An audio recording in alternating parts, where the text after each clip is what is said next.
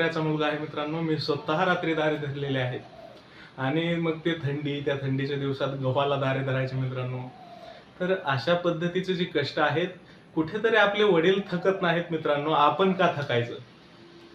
आपण पंख्याखाली बसून लायब्ररीमध्ये अभ्यास करत असतो. आपण का थकायचं मित्रांनो? आपले वडील रात्री दारे धरताना थकत नाहीत, थंडीच्या दिवसात थकत नाहीत, उन्हाळ्यात थकत नाहीत मित्रांनो.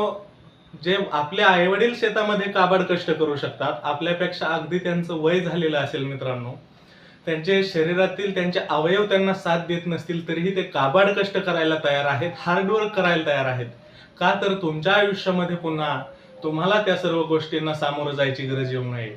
आणि तुम्हाला काय करत असतात ते शहरामध्ये किंवा बाहेर कुठेतरी वाचनालयामध्ये अभ्यास करण्यासाठी तुम्हाला वेळ देत असतात. मित्रांनो, त्या वेळेचा नक्कीच फायदा घ्या आणि त्या वेळेचं त्या संधीचं सोनं करा.